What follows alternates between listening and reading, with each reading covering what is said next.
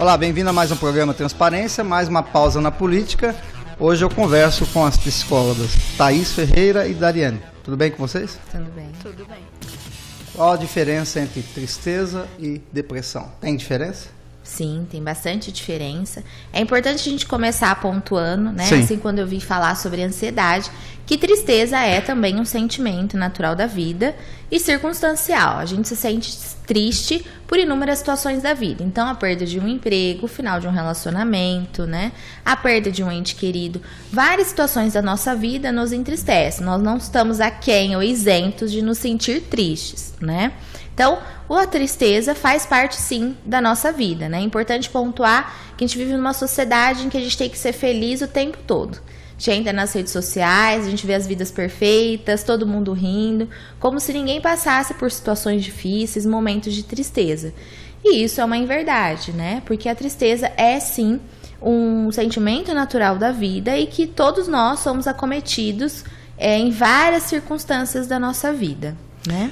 Existe aquele chamado luto? Ela falou aqui sobre acabar um relacionamento e tal. Existe esse tempo de um luto em todas as situações? Perdeu o emprego, a pessoa fica naquele período ruim? Fica. É necessário? É necessário que ela mergulhe nesse sentimento profundo de tristeza, de luto. E cada um vai experimentar o luto de maneira diferente para que ela possa dar um novo significado para a vida dela depois da perda de um emprego, da perda de alguém.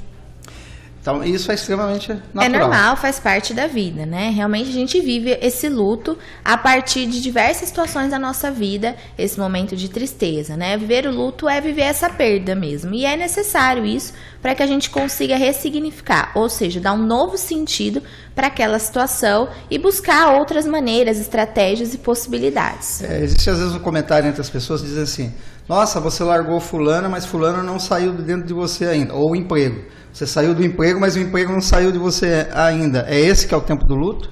Sim, e cada um tem o seu tempo pessoal, às vezes 3 meses, às vezes 6, às vezes 1 ano, às vezes 3 dias. Não tem como a gente mensurar isso previamente, mas esse é o período do luto. Ou seja, a tristeza, então, faz parte da vida. A tristeza faz parte da vida, né? Não que nós estamos fazendo apologia, que nós precisamos ser tristes. Não. Mas sim. a gente vive numa sociedade que nega a tristeza, né? Como se ela não existisse ou como se fosse a coisa mais terrível senti-la. E é impossível. Nós temos situações, sim, que nos entristecem. Várias circunstâncias ao longo do nosso dia podem nos entristecer. Né? Agora, existem pessoas que são mais tristes do que outras, não? Por exemplo, a gente ouve muito falar dos 4 temperamentos, o melancólico, blá, blá, blá. O melancólico é mesmo mais triste ou não? Talvez sim, a maneira como a pessoa resolve encarar a vida, né? Mergulhar nessa tristeza mais profundamente, né? Aliás, não encontrar possibilidades de sair e olhar de outra maneira essas situações e sempre acaba ficando mais triste dentro dessa situação, olhando as coisas pela essa esfera da tristeza. Eu falo isso porque tem um personagem, um desenho, não sei, não é da época de vocês, nem da minha, é do Tarlali. É do Hard Har Har, já ouviram falar, não? Não. Não, né? Que é um personagem que dizia assim: ó dia, ó noite, vai dar tudo errado. Ele era extremamente triste. Existe esse tipo de pessoa, não existe? Existe. Existem vários tipos de pessoa, né? O que a gente não pode fazer é sempre rotular as pessoas e dizer que elas não podem encontrar outras maneiras de experimentar os mais diversos sentimentos. Então há esperança por Hard Har Har. Há esperança. Tá, mas vamos lá. E qual que é a diferença então? Eu tenho tristezas, faz parte, mas quando isso se torna uma coisa perigosa, tá indo para a depressão? Então, assim, a tristeza, como nós pontuamos, é um sentimento natural da vida. A questão da depressão é um transtorno e, além de nós nos sentirmos tristes, porque a tristeza é um dos sintomas que acompanha a depressão, a depressão traz consigo a incapacitação, ou seja, a gente se sente extremamente incapacitado de realizar nossas atividades diárias, até mesmo cuidado com a nossa higiene pessoal. Então, nós nos sentimos tristes por determinadas situações, mas a gente não se sente incapacitado. Então, eu posso estar triste pelo fim de um relacionamento, mas ainda assim eu levanto, eu vou trabalhar, vou realizar minhas atividades diárias. principalmente fazer os meus cuidados, a minha higiene pessoal, me cuidar. Então, essa já é uma diferença bem pontual entre as inúmeras outras, que é essa incapacitação. A depressão, ela incapacita a pessoa perde toda a motivação de realizar as atividades mais simples que sejam do dia a dia, como cuidado consigo mesmo, né? Mas quando a pessoa está muito triste, ela também fica assim, mas é por um período menor, não? É por um período menor, Sim. né? A pessoa que acaba de perder alguém, naturalmente vai ficar triste por alguns dias e talvez nesses dias ela não consiga realizar outras atividades, porque ela está experimentando aquele sentimento para que ela possa ressignificar a vida dela sem aquela pessoa, por exemplo. Certo. Na depressão, essa incapacidade altera o sono, altera a alimentação, altera o modo de olhar para o mundo. É como se a pessoa de fato não conseguisse sair daquele quadrado e isso permanece por muito tempo. Mesmo que ela não chegue ao extremo com relação, você disse, higiene pessoal e tal, mas ela começa a se largar um pouco. Sim, realmente a pessoa não encontra motivação, né, para que tenha esses cuidados, trabalhar. É muito penoso, né, esse levantar da cama, né, a pessoa se sente muito prostrada mesmo por um tempo maior. Então, é prolongado esse sentimento de capacitação e começa a alterar, né, o sono, ou a pessoa dorme demais, ou a pessoa perde o sono e padece de insônia.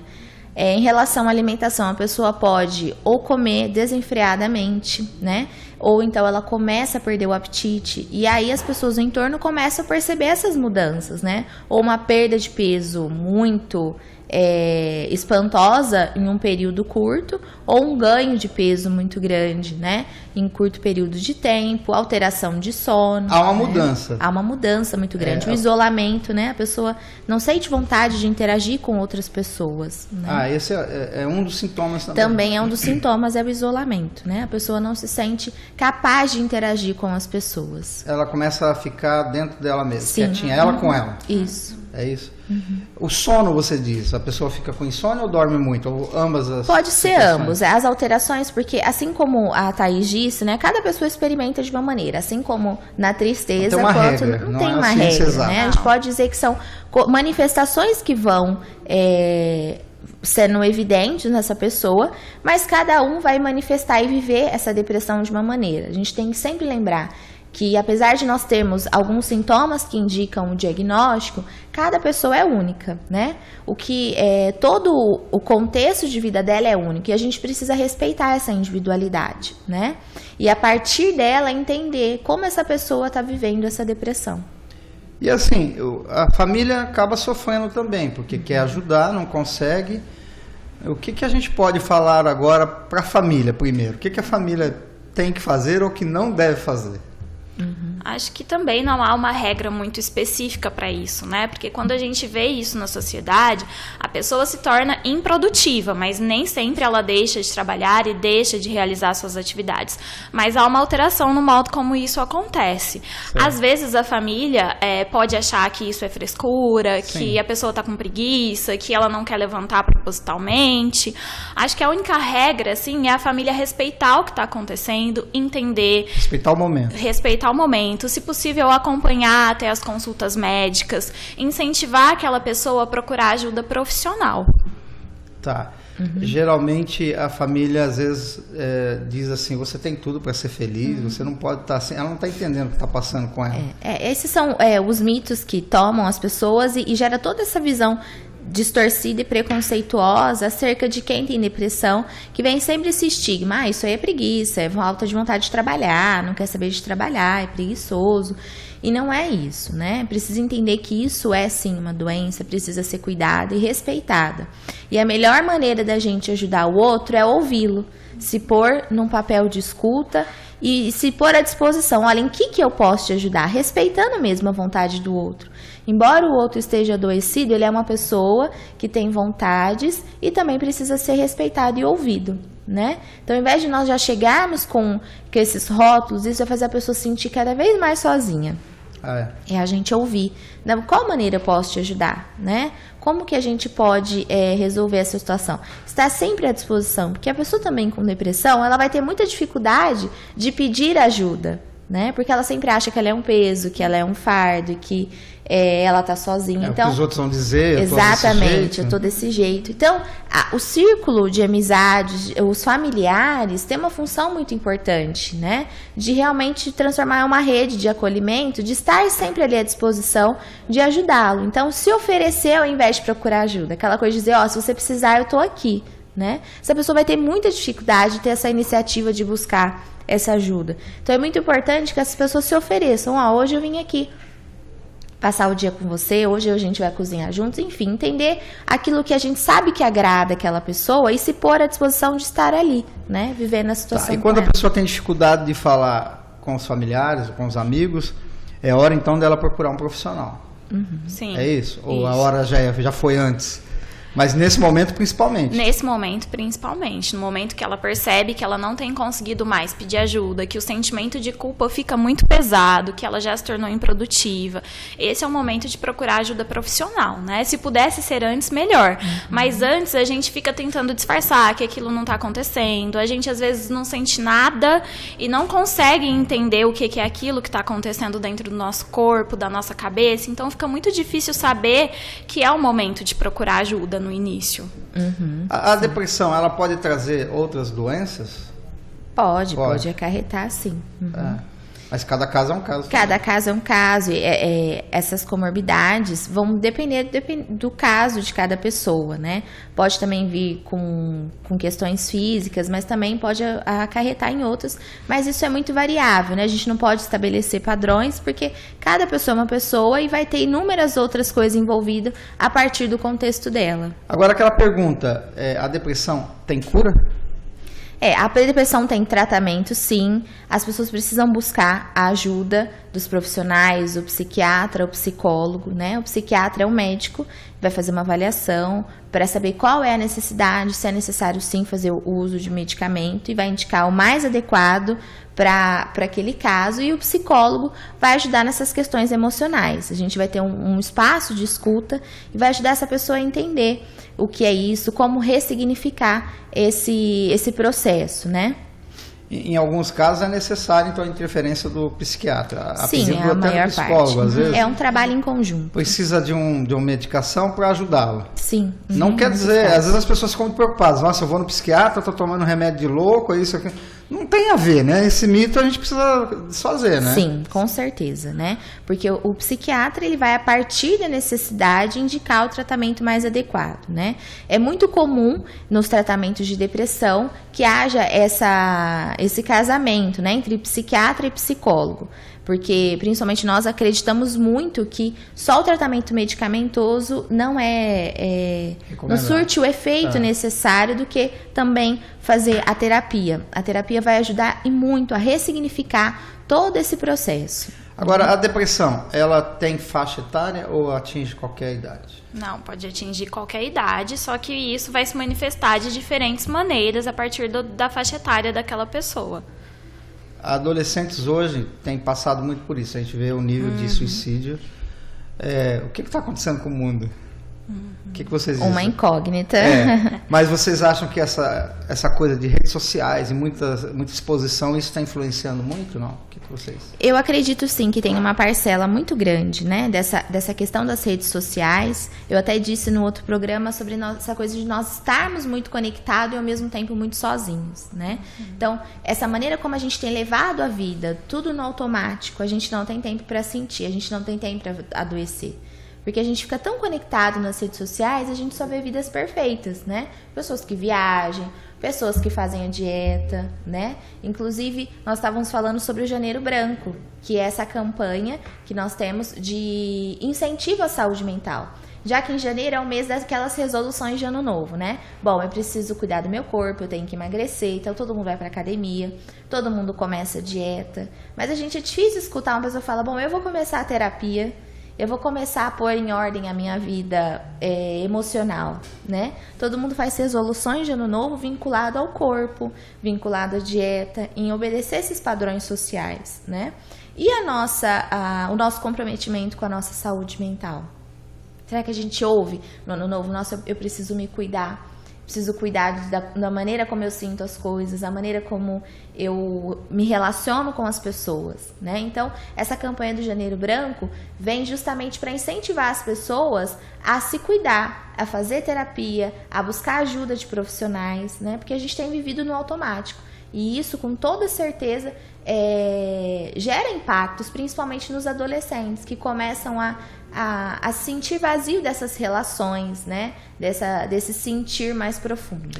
Você diz aí, se cuidar em janeiro, começar a fazer uma terapia e tal, mas como se cuidar? Procurar um profissional ou ele mesmo em casa fazer uma avaliação dele mesmo? Como é que faz? Esse cuidado, eu acho que ele é amplo, né? E atinge primeiramente essa coisa de nos olharmos, né? Então, esse cuidado começa em eu me olhar, eu me perceber enquanto pessoa, como eu tô levando as minhas relações, né? Como tem sido, porque a gente nunca para pensar o que a gente sente, o que a gente pensa, aquilo que a gente gosta, aquilo que a gente não gosta. Que a gente vive sempre no automático, a gente sempre tem um compromisso. Então a gente sempre vai pensando no depois, e a gente acaba esquecendo realmente daquilo que importa. Aqui uma pergunta do Tarlá aqui, ó. A depressão dos jovens pode vir na ausência do luto e de tristezas não vividas quando crianças por protecionismo excessivo dos pais? Sim, a gente costuma dizer que um episódio, um impacto, ele é a ponta do iceberg de como a pessoa, depois daquilo, organizou a vida dela, né? A perda de alguém ainda na infância, que não deu tempo da pessoa mergulhar naquele luto porque a mãe protegeu, aí, sei lá, não levou ao velório, não conversou sobre aquilo com a criança, pode fazer ela guardar aquele episódio lá dentro, e aquele episódio que está lá dentro vai fazer também com que ela organize a vida dela de maneira que às vezes não é saudável. E quando isso volta a surgir lá na adolescência, isso pode ser a ponta do iceberg para gerar aí diversas doenças psiquiátricas, né? Você falou agora mesmo da internet, há essa banalização da felicidade, mas os jovens também estão mergulhados numa melancolia muito grande das páginas de Facebook, de Twitter, o que leva eles a apreciar a tristeza de uma maneira muito desmedida, né? Então é muito importante que os pais, que a família esteja atento ao modo como aquele adolescente tem vivenciado as suas relações afetivas, familiares, de amizade, com ele mesmo, que conteúdo que ele tem assistido e mergulhado na internet. Tudo isso é muito importante para a gente prevenir esse tipo de aliás, eu tenho visto algumas coisas de adolescentes, o tanto que eles mergulham nisso que você está falando, de músicas melancólicas, imagens dark, né, que eles falam, e tal. Isso é terrível. Você fica vendo aquelas coisas e fala, meu Deus, isso aqui é quase diabólico, porque é muito estranho, né, pra gente, pelo menos pra mim é estranho esse tipo de não há um problema em específico em mergulhar nisso. O problema é que a adolescência, às vezes, ela é composta por muita impulsividade. Sim. E aí o jovem tem acesso a todo esse conteúdo e não sabe o que fazer com tudo aquilo. Acaba achando a tristeza muito bonita, mas não dá conta de vivenciar aquela tristeza de maneira saudável, né?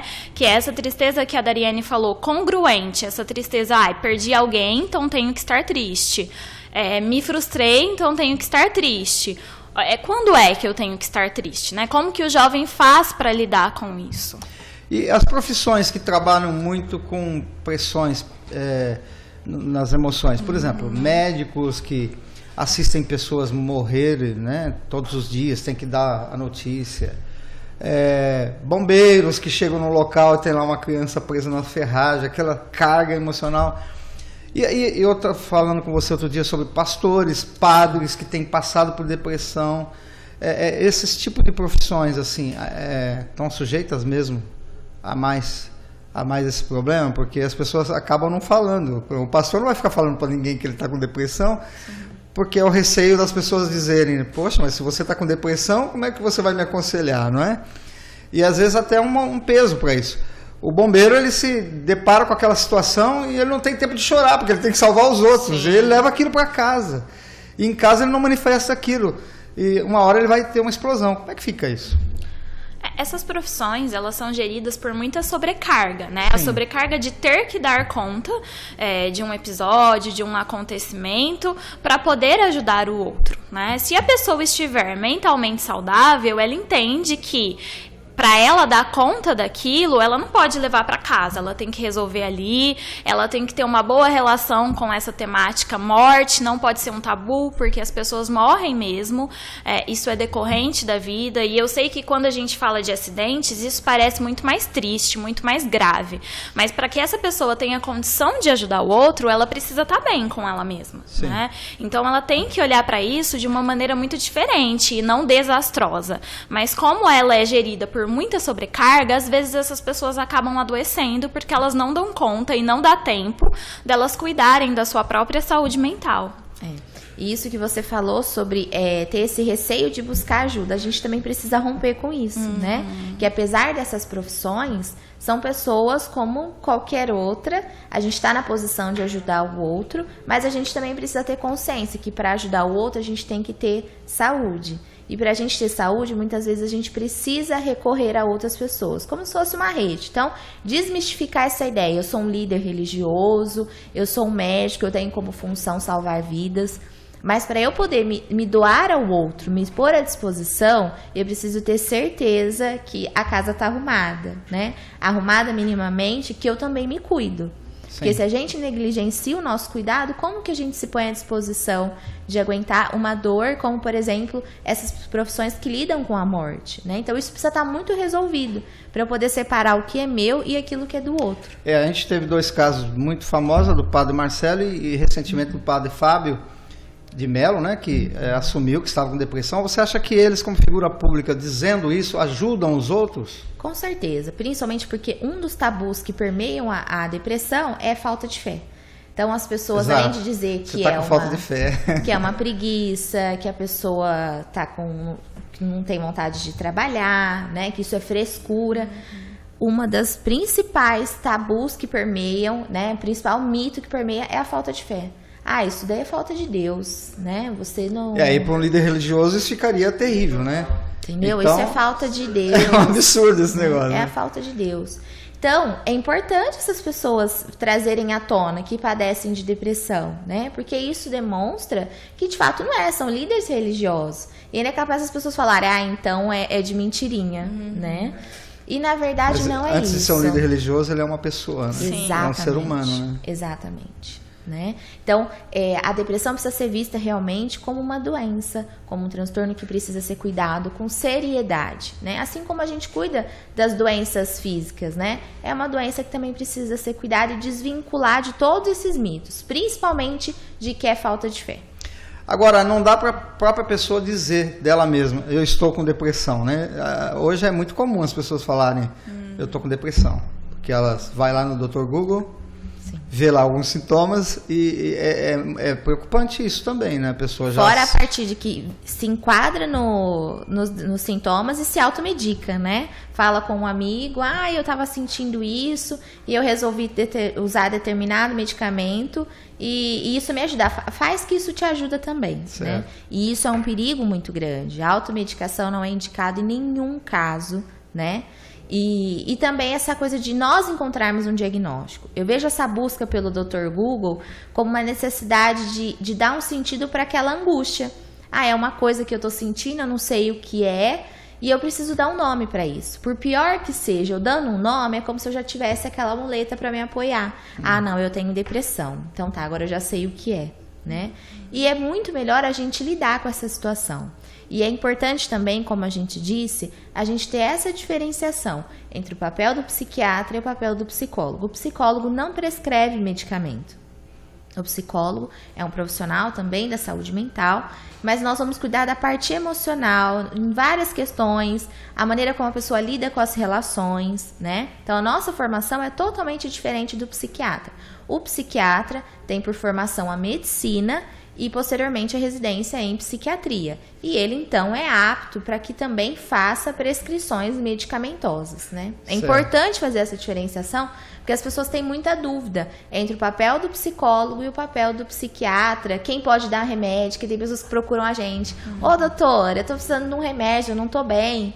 E a gente precisa explicar essa diferenciação, né? Tá, agora, a depressão pós-parto é um mito ou existe mesmo? Não, ela existe mesmo. O que acontece é que o turbilhão de hormônios que permeiam a gestação e o turbilhão de hormônios no momento do parto, no momento da amamentação, eles acabam intensificando sentimentos de tristeza, de desesperança, de desamparo, e até mesmo de melancolia, aquela falta também de vontade de realizar tarefas. E isso passa, é um período curto, né, que a gente chama de puerpério.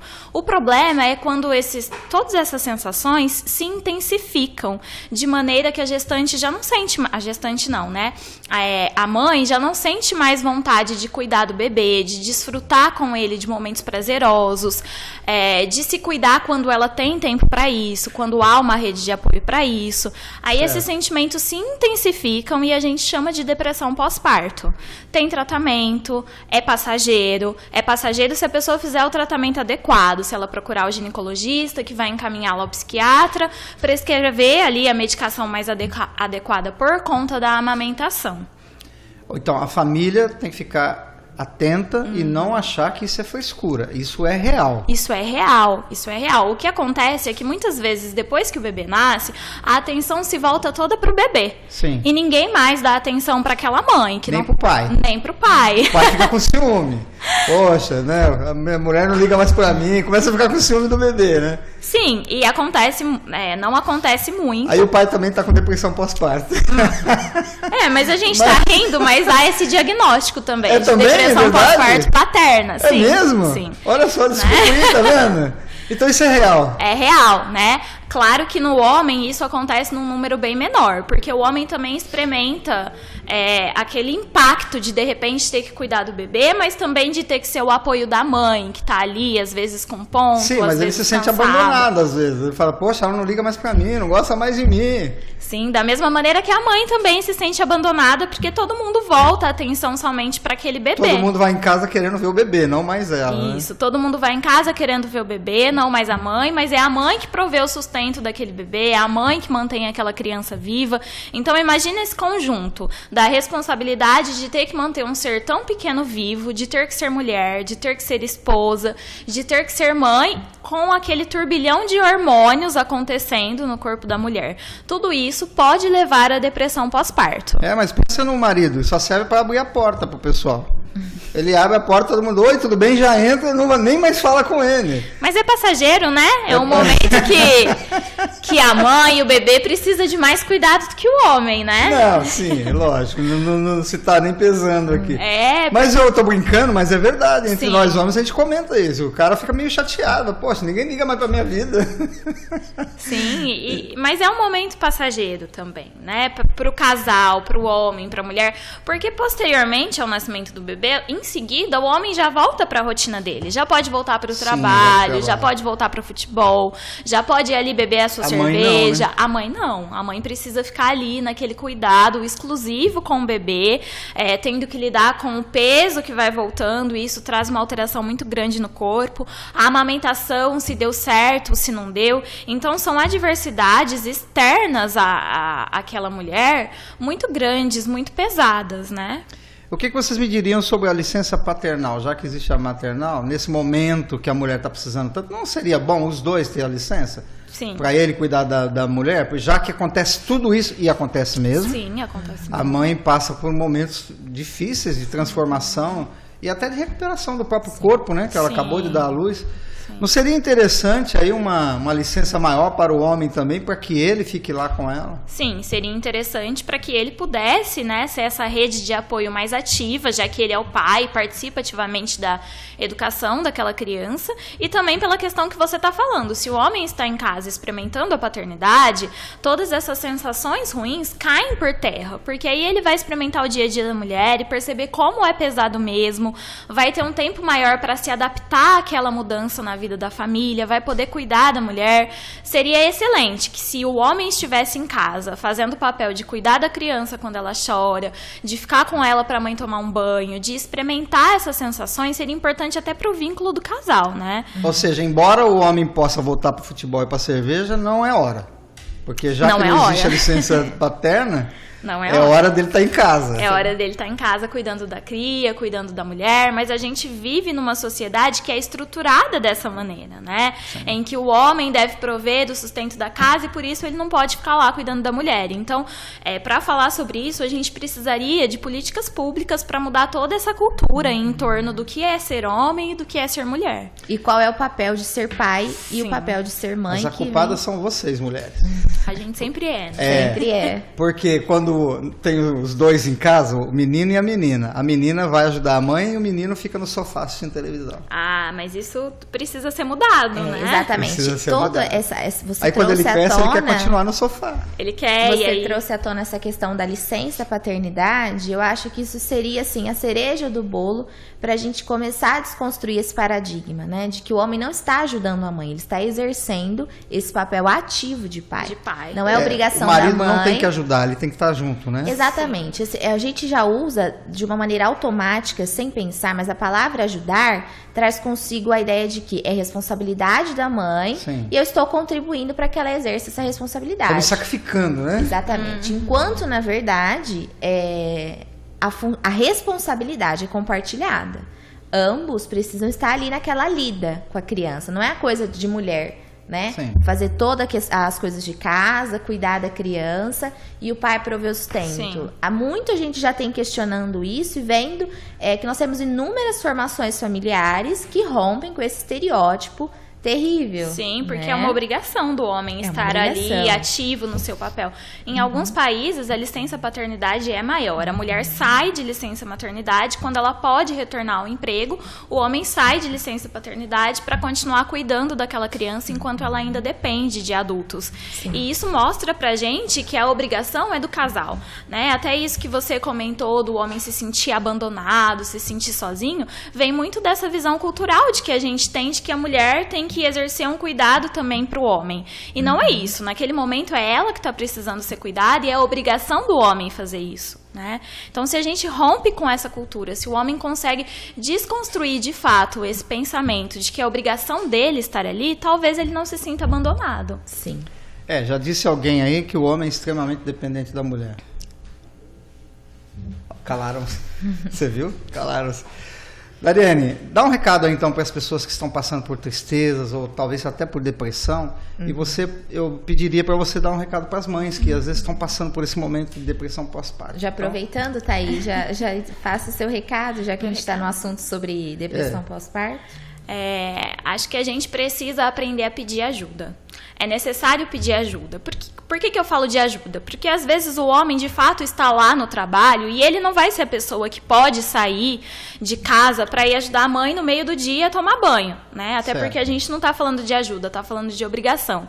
Então é importante que as mães sempre busquem informações em fontes confiáveis, né? Tem sempre muitos palpites aí sendo dados de como elas precisam experimentar. Tem um médico, né? Toda a família tem um médico não formado, de como aquela mulher precisa experimentar a maternidade.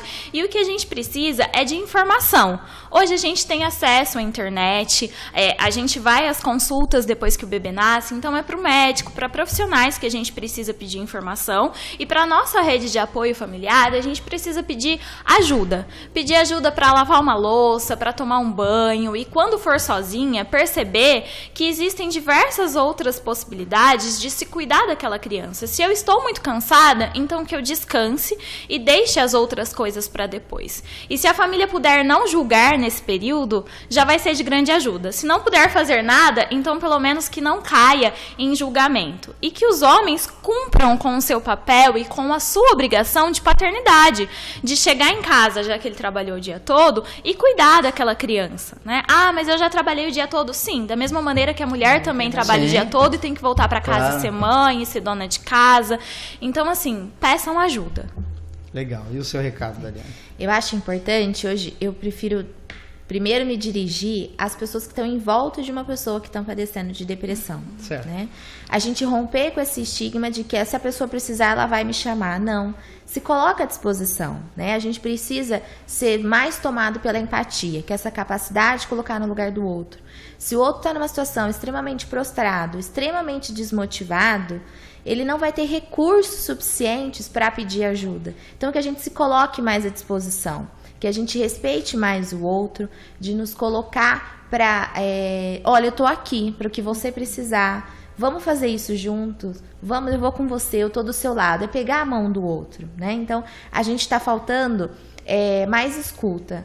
Esse automatismo que a gente vive nessa velocidade da nossa rotina, a gente perdeu a capacidade de sentar com o outro, de conversar, olhar no olho, dividir uma refeição, né? Essas coisas simples, a gente nos pôr à disposição do outro nesse momento de depressão é extremamente importante. Então, que as pessoas, assim como a Thaís disse, no caso das mães, né, que padecem de depressão pós-parto, que as pessoas também tenham esse recurso, né? Essa ajuda que ela venha, né? Que muitas vezes é difícil a gente pedir, mas que essa ajuda venha pela nossa rede de afeto.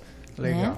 E vocês têm um canal, um Facebook, alguma coisa que vocês estão dando algumas dicas, fazendo vídeos aí que a gente está sabendo. Qual é? Sim.